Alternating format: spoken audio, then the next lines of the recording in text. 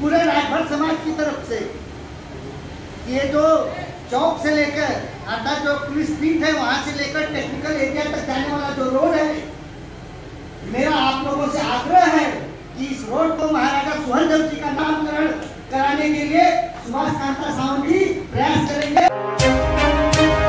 इतना अच्छा, इतना विजयपूर्ण इतिहास होते हुए भी राजभरों के इतिहास को दबाने का काम किया गया।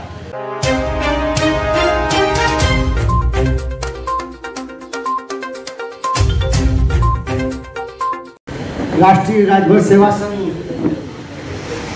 महाराष्ट्र की अंधेरी शाखा द्वारा आयोजित आज के इस महाराजा सुहेलदेव जी के विजय दिवस कार्यक्रम में प्रमुख अतिथि के रूप में उपस्थित हमारे मरोड़ क्षेत्र के नगर सेवक, पूर्व नगर सेवक सुभाष कांता सावंत जी, हमारी राष्ट्रीय राजभर सेवा संघ के अध्यक्ष माननीय अनिल राजभर जी, हमारे महासचिव माननीय एडवोकेट अखिलेश राजभर जी, हमारे शाखा के अध्यक्ष माननीय शंभू राजभर जी और उपस्थित साथियों, आज महाराजा सुहेलदेव जी के विजय दिवस जो 10 जून को है, 10 जून को यहाँ पे जो चौक है वहाँ पर दीप प्रज्वलित करके शाखा ने एक प्रासंगिक तौर पर कार्यक्रम आयोजित किया था और आज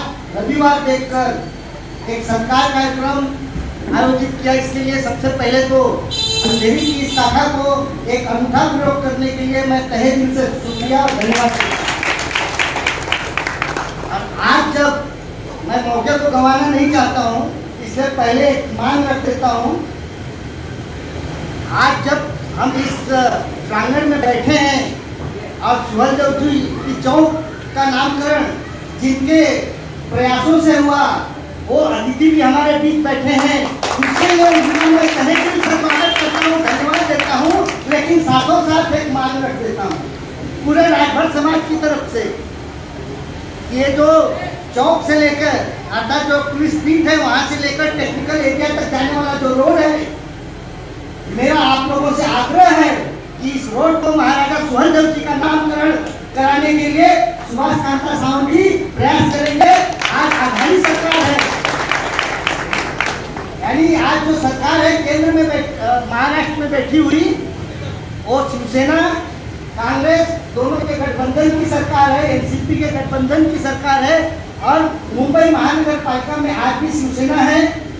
तो मुझे पूरा विश्वास है कि महाराजा सुहेलदेव जी के नाम को जिस तरह से चौक बनाकर आदर सम्मान दिया गया, उसी तरह से इस बस्ती में जाने वाले इस रोड को, क्योंकि इस बस्ती में राजभरों की बहुलता है, ये चीज सुभाष कांता सावंत जी से छिपी हुई नहीं है।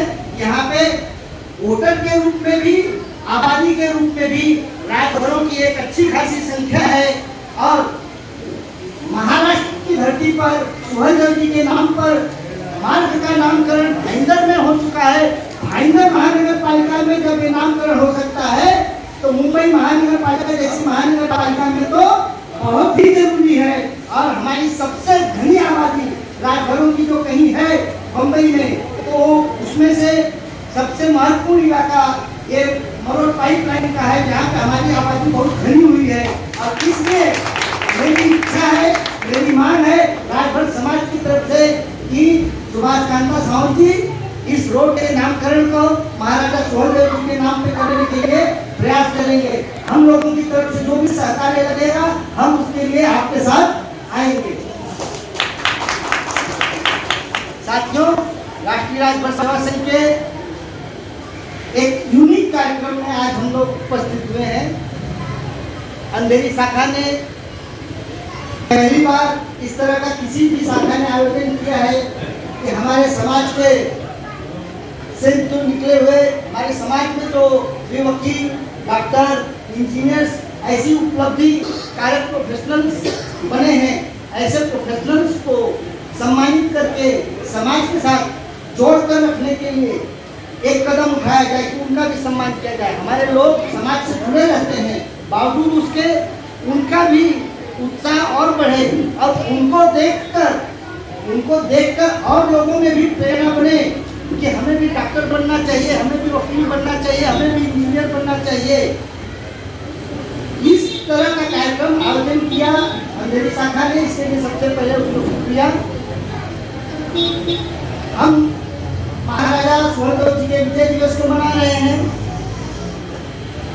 भाई किरण जी ने अपनी बातों में बताया और उसके अलावा हमारे संचालक कर रहे हमारे वरिष्ठ साथी हीरालाल जी ने सुहेलदेव जी के इतिहास को अपने उद्बोधन में काफी कुछ बता दिया है कि 11वीं सदी में जिस तरह से युद्ध हुआ, आक्रांता लोग देश को लूटने के लिए, देश यानी उस समय विभिन्न राज्यों का विघटित देश था, यानी 636 से ज्यादा रियासतें थी। भारत की आजादी के समय तक ऐसी रियासतें थी, लेकिन महाराजा सुहेलदेव जी का जो काल है उसमें कई छोटे छोटे राज्य रहते थे, लेकिन फिर भी कहीं तुर्क से तो कहीं मुगल से, यानी विदेशी आक्रांता इस देश पर आक्रमण करते थे, किसी राजा को अपने साथ मिलाते थे और फिर दूसरे राजा पर हमला करते थे। इस तरह से वो अपना राज्य विस्तार करते थे। लेकिन ऐसे समय में महाराजा सुहेलदेव जी ने विदेशी आक्रांताओं को उत्तर भारत में रोकने का काम किया। लगभग 21 राजाओं को अपने साथ मिलाकर, उनके साथ में एकता बनाकर आगे बढ़े और अपनी रणनीति बनाकर उन्होंने उस युद्ध को जीता, गजनी को मारा और उसके बाद उन्होंने अपना राज्य सुरक्षित रखा और उसके बाद विदेशी आक्रांताओं ने इस देश की तरफ आंख उठाकर नहीं देखा। लेकिन इतना अच्छा, इतना विजयपूर्ण इतिहास होते हुए भी राजभरों के इतिहास को दबाने का काम किया गया। आजादी के समय की बातें अगर हम लोग कहें तो हम लोगों पे भी, यानी देश में कई जातियां, हमारी एकमात्र जाति क्रिमिनल कास्ट नहीं रही है, हमारे लोगों को ध्यान रखना चाहिए। देश में ऐसी कई लड़ाकू जातियां रही हैं और उनको क्रिमिनल ट्राइब में डालने का काम अंग्रेजों ने किया और अंग्रेजों से किसने करवाया वो एक अलग शोध का विषय हो सकता है। वो शोध का विषय इसलिए हो सकता है क्योंकि आप लोग अपने अपने दिमाग पर जोर डालिए कि हमारे बाप दादा राजा थे, हमारे बाप दादा, हमारे पूर्वज राजा थे, महाराजा थे। 1947 में भारत आजाद हुआ तो हमारे पास जमीन के कितने टुकड़े मिले और दूसरे लोगों के, ठाकुरों और ब्राह्मणों की जातियों या दूसरी उच्च वर्णीय जातियों के पास जमीन के कितने टुकड़े मिले। उनके नामों पे जमीनें हैं, जायदादें हैं, लेकिन किस वर्ग के पास उतनी आबादी में उतने पैमाने पे जमीन जायदाद है? तो क्यों नहीं है?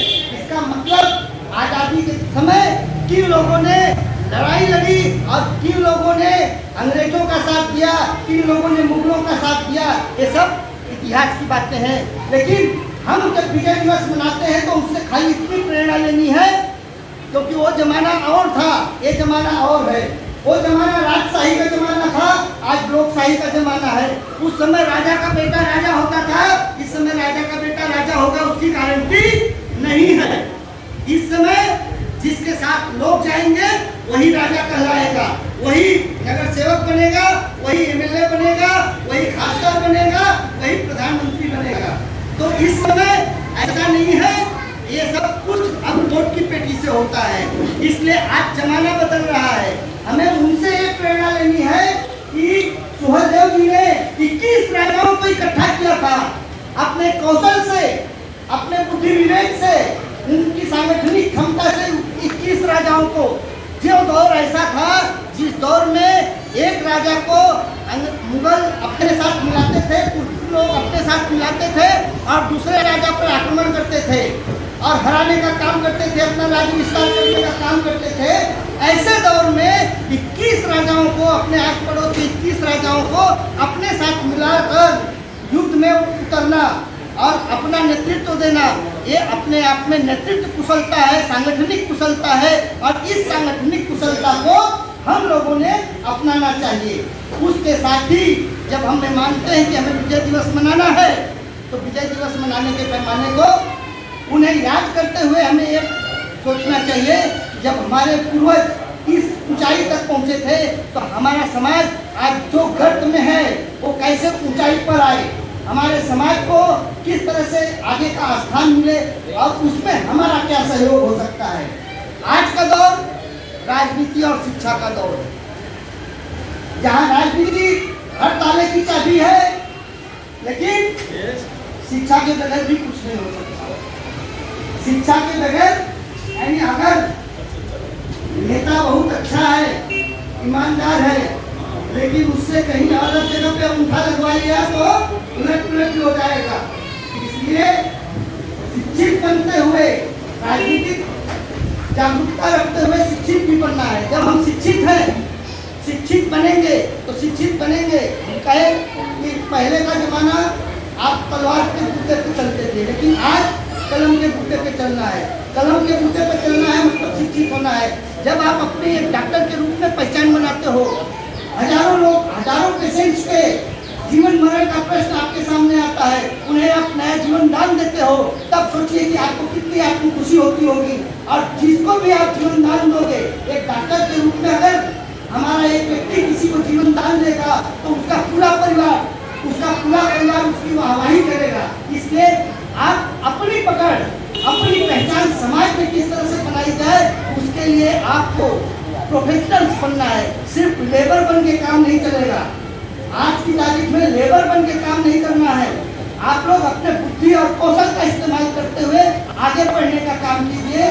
लेबर के रूप में हमारे लोग काफी खप गए हैं, लेकिन अब उससे ऊपर उठिए, बुद्धि विवेक से काम लीजिए और शिक्षा की तरफ, पूरी तरह से शिक्षा की तरफ अपने आप को मोड़िए। अपने बच्चों को शिक्षित कीजिए, उन्हें उनकी अपनी एक अलग पहचान बने, चाहे वो डॉक्टर के रूप में बने, वकील के रूप में बने, इंजीनियर के रूप में बने, या किसी भी और क्षेत्र के प्रोफेशनल्स के रूप में बने। इस तरफ सोचिए, क्योंकि आज की सत्ता पे इन्हीं का केंद्र है। आज आप कहा ना कि राजा के कारण आप राजा नहीं बन सकते, लेकिन आज हम गिने, हमारे पास आज जितने वकील हैं, लेकिन क्या हमारे पास जज है? अगर इसी मुंबई में देखें या पूरे महाराष्ट्र में देखें तो एक आध भर जज नहीं मिलेगा। पूरे देश में ढूंढ डालिए, सिर्फ एक जिला मजिस्ट्रेट है हमारे पास।